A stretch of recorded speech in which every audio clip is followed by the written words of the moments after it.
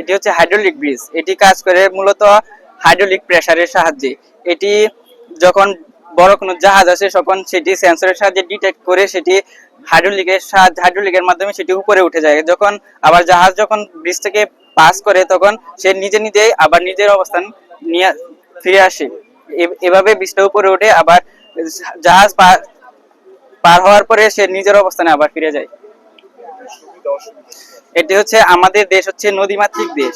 আমাদের দেশে যদি যেমন অনেক বন্দর আছে, চট্টগ্রাম বন্দর, মেঘনা, যমুনা, ওইগুলাতে যখন বড় কোনো জাহাজ আসে তখন সে যদি সাধারণভাবে যে ব্রিজগুলো আছে ওইগুলা বড় করে স্থাপন করতে হলে মাটির নিচে অনেক পাইলিং করতে হয়, যার ফলে অনেক ব্যয়বহুল। আর এই ব্রিজটাতে পাইলিং করার কোনো দরকার নেই এবং এটি সরাসরি জাহাজ অনায়াসে পার হতে পারে।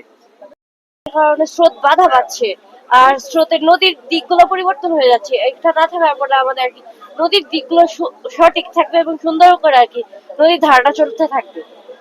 নদী আমাদের ভাঙানো দেশে রোধ হবে। এখন আর কি কোনো দিন পরে নাই, তবে আমাদের দেশ তো উন্নত হবে। উন্নত হতে গেলে এটা চাই। অন্যান্য দেশে আমাদের এগুলো আছে, আমাদের দেশে নাই।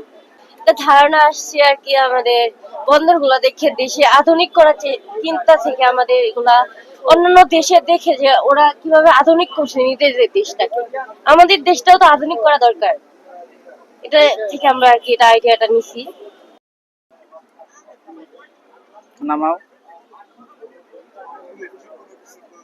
না, এটা শুধু হাইড্রোলিক সিস্টেম, এখানে বিদ্যুতের কোনো ইয়া না, এটা নবায়নযোগ্য। অনবায়নযোগ্য নয়।